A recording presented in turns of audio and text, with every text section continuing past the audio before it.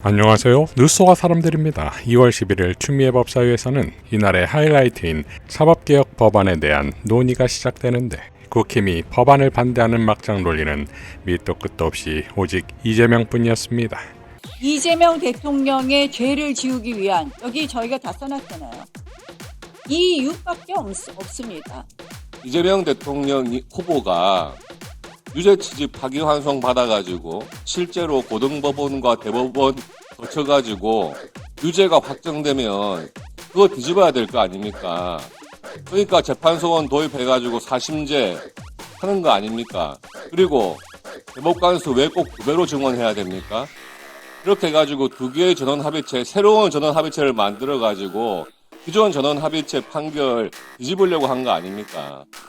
민주당 지지자들하고 민주당 의원님들이 지금 대통령한테 잘 보이려고 만든 법안이에요. 안 그렇습니까? 제가 사무처장님 하나만 더 묻어볼게요. 헌법소원으로 지금 국민들이 신속하게 구제받고 헌법재판소의 어떤 결정에 대해서 다 만족하고 있습니까? 지금 재판 지연 안 되고 있어요? 헌법소원 사건만 일반 헌법소원, 예, 일반 국민들이 했을 때 쉽게 구제됩니까? 저희들 같은 경우는 당해 연도에 접수된 사건의 95% 이상 정도는 이에 대한 반론은 클래스가 달랐지요.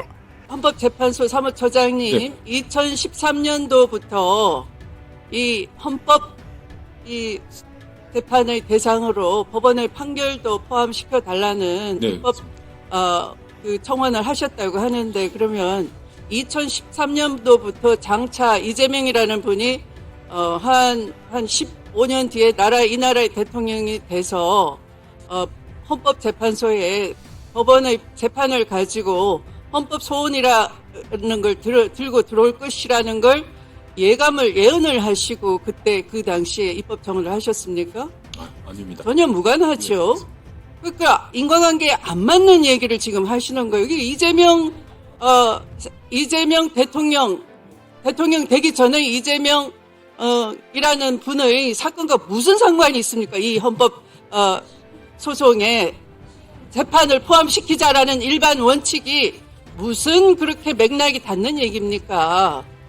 오히려 이 재판소원이 도입이 되면 사법부가 헌법과 법률에 따라서, 그리고 헌법 103조처럼 양심에 따라서 재판을 할 것입니다. 그렇게 하지 않는 경우에는 헌법재판소에서 자신이 한 판결이 취소될 수 있다, 그것이 기본권 침해라고 인정될 수 있다라는 부담감이 생기기 때문에 법원의 재판이 훨씬 더 공정하게 이루어질 것입니다. 그런 예방적 효과가 이 재판소원에는 가장 중요한 효과일 수 있다고 저는 생각합니다. 지난 윤석열 정부 내내 했던 하나의 전략이 뭐였냐면 그냥 이재명이었습니다.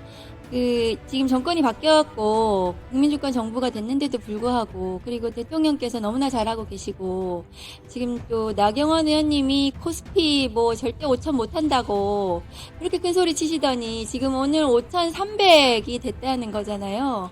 그러니까 할 게 없으니까 지금 다시 또 이재명 이렇게 전략을 하시는 것 같아요.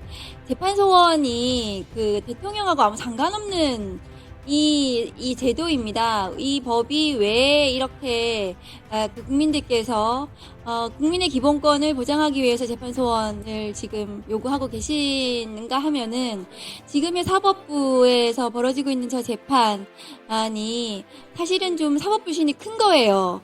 국민의 기본권을 침해하는 재판에 대해서 헌법재판소 하는 일이 그거니까요. 그래서 기본권을 침해하는 재판에 대해서 다시 들여다보는 그런 제도입니다. 국가 공권력 중에서 행정, 입법, 여기는 헌재에서 지금 소원이나 위헌법률 심판으로 이걸 다루고 있죠. 네, 그렇습니다. 그런데 국가 공권력 중에 유일하게 법원의 재판이 지금 헌법 소원의 대상이 아닙니다. 그죠? 네, 그렇습니다. 지금 한덕수 전 총리가 헌법재판소에서 탄핵 심판을 했습니다. 그런데 헌재에서 탄핵 심판을 했지만 그것이 법원에서 다시 재판을 했어요. 그러니까 이거는 뭐냐면 헌재나 법원에서 하는 것은 서로 소송물이 다른 거 아닙니까? 네, 그렇습니다. 그러니까 헌재에서 하는 것은 국민들의 기본권 침해, 여부에 대한 헌법적 가치의 침해에 대해서 판단을 하는 거고 법원에서 하는 거는 일반 형법이나 민사법이나 여기에 사실관계 확정을 해서 법률에 위반한 거. 네, 그렇습니다. 그러니까 법률 침 아닙니까? 네, 네. 그러니까 헌재와 법원에서 다루는 것은 서로 소속물이 다르기 때문에 이걸 가지고 사심이다 이렇게 주장하는 것은 틀린 주장 아닙니까? 네, 그렇습니다. 2심의 판결이 만약에 마음에 안 들어서 다시 상고를 한다. 그럼 대법으로 가죠. 예, 그러면 대법에서 판결을 끝내는 게 3심인데 파기환송하면은 그럼 그게 4심제인가요? 그리고 2심에서 판결하고 나서 다시 대법으로 상고하면 그건 우리나라 5심제입니까? 그리고 나서 위헌적인 혹은 기본권 침해가 있거나 새로운 증거가 발견되거나 해서 등의 사유로 재심을 신청할 경우에 그건 우리나라를 6심제라고 합니까? 더 중요한 것은 상호 견제 기능을 갖고 있거든요. 헌법재판소가 법원의 판결을 취소하는 재판소는 도입한다.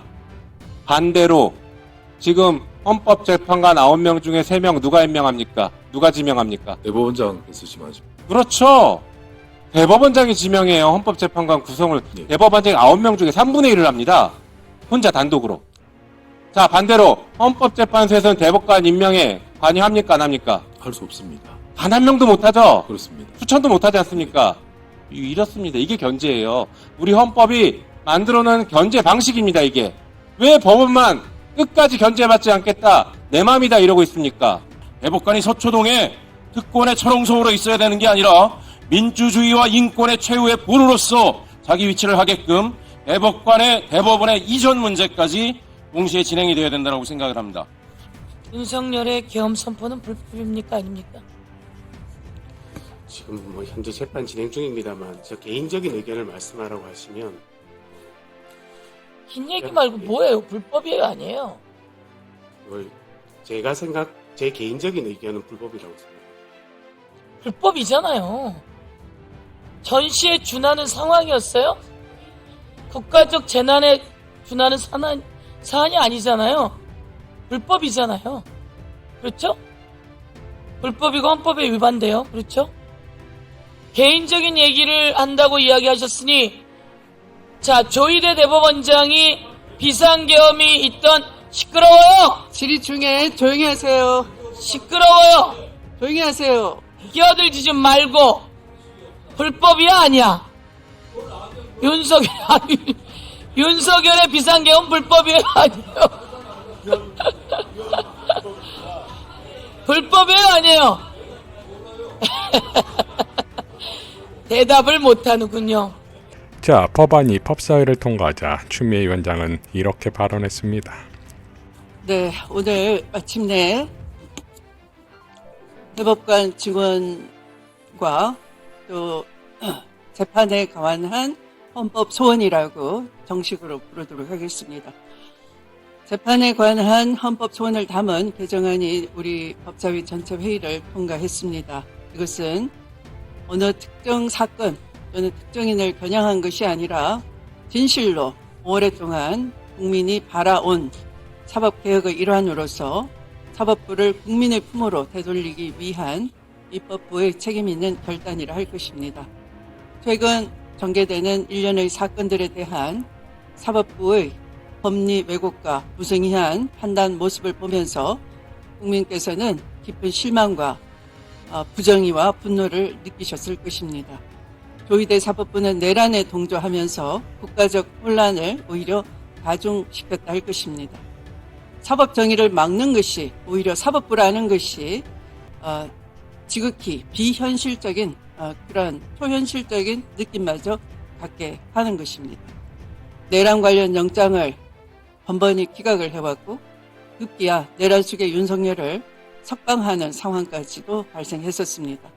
더욱 심각한 것은 대선 후보를 제거하려 한 시도였습니다. 이는 국민의 선택권, 즉 민주주의의 핵심인 참정권을 본질적으로 박탈하는 것에 해당하고 대통령을 바꿔치기 하려는 음모도 있었다고 봐지는 것입니다.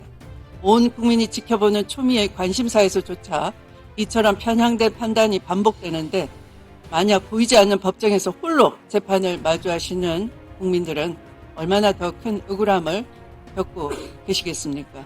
그래서 입법부는 더 이상 묵과할 수만은 없습니다. 지켜볼 수만은 없게 됐습니다. 박탈되려 했던 국민의 권리를 다시 국민께 돌려드려야 하는 것입니다. 재판은 결과만이 중요한 것이 아니라 과정의 공정함이 담보되지 않는다면 그 피해는 고스란히 국민께 돌아가는 것입니다. 더 이상 억울한 피해자가 발생하지 않도록 제도를 바로 세우고 국민 누구나 권리 구제의 기회를 실질적으로 보장받을 수 있는 사법 시스템을 만드는 것이 바로 이 법안의 핵심입니다. 재판에 관한 헌법 소원 제도는 헌법재판소가 설립 초기부터 이러한 제도의 부재로 인한 문제점을 꾸준히 지적해 왔었고 2013년부터는 본격적으로 그 도입의 필요성을 국회에 제출해온 제도인 것입니다. 이제 국민 여러분께서 억울한 재판 결과에 대해 다시 한번 헌법적 관점에서의 판단을 받을 수 있는 길이 열림으로써 국민의 인권과 기본권 보장은 한층 강화될 것입니다. 대법관 증언 역시 소수에 집중된 판단 구조를 분산해 보다 세밀하고 공정한 재판을 받으실 수 있도록 하기 위한 제도적 보완 장치입니다. 결코 사법부는 국민 위에 군림할 수 없습니다. 이러한 헌법적 원칙을 제도로서 분명히 세우겠다는 법제사법위원회의 의지가 이번 결정의 핵심이라 할 것입니다. 국회는 국민 여러분과 함께 사법정의를 바로 세워나가도록 하겠습니다. 자, 사법개혁 법안들이 통과된 다음 날인 12일 조의대는 출근길에 이렇게 발언했습니다. 국민에게 엄청난 피해가 가는 문제다. 이 문제는 헌법과 국가 질서에 큰 축을 이루는 문제이기 때문에 공론화를 통해 충분한 수기부터 이루어져야 한다. 아직 최종 종결된 것이 아니기 때문에 대법원의 의견을 모아서 전달하고 협의해 나가겠다. 자, 지금의 사법개혁의 1등 공신이자 슈퍼부스터가 본인인지를 모르는 것일까요? 조의대 사법부에 분노한 국민의 뜻에 따라 법원을 개혁하려는 것인데 국민에게 피해가 간다는 발언에서부터 국민의 뜻을 받들 자세가 아니라 군림하겠다는 거 아닙니까? 조의대 사법부는 개혁될 것이고 내란의 밤 조의대의 행보에 대해선 반드시 진상을 밝히고 단죄할 것입니다. 이상 뉴스와 사람들이었습니다. 시청해 주셔서 감사드립니다.